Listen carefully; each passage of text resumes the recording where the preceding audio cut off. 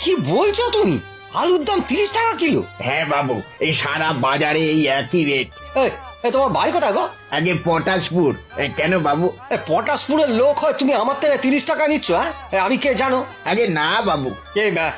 আমি হচ্ছি ওই পটাশপুরের জমিদারের বাড়ির ছেলে। কি বলছেন বাবু?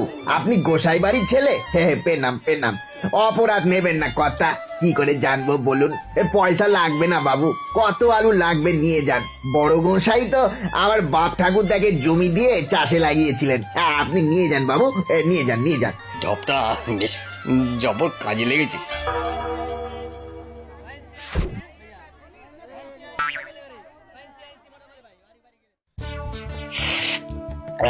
বুঝলি সন্তু, আমার সঙ্গে কখনো বাজারে যাস দেখবি, হ্যাঁ খাতির কাকে বলে।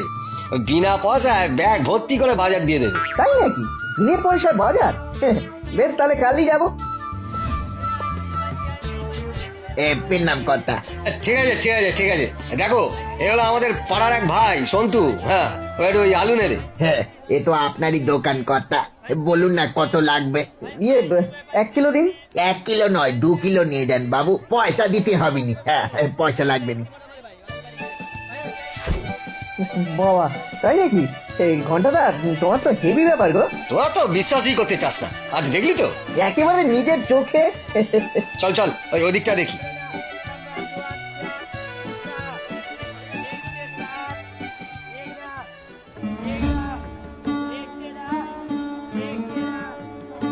আলু কত করে কিলো গো? 30 টাকা কিলো উকিল বাবু, কত দেব? তুমি 1 কিলো মাংস দাও তাহলে। এ কি বলছেন উকিল বাবু? এ তো আলুর দোকান, মাংস দেব কি করে? ওহো, ভুল হয়ে গেছে গো। আসলে এমন একটা চিন্তায় আছি না যে কিছুই মাথায় থাকছে না। তুমি একটা কাজ করো, তুমি 3 কিলো আলু দাও। কিসের এত চিন্তা বাবু? আর বলো না ভাই, তোমার এর পটাশপুরে জমিদার বাড়ির এস্টেটের আমি হচ্ছি উকিল। ওই বংশের শেষ বংশধর যাকে আমি চিনতাম, তিনি গত সপ্তাহে মারা গেছেন। এখন আমার উপর দায়িত্ব পড়তেছে অন্য কোনো বংশধর থাকলে তাকে খুঁজে বার করার।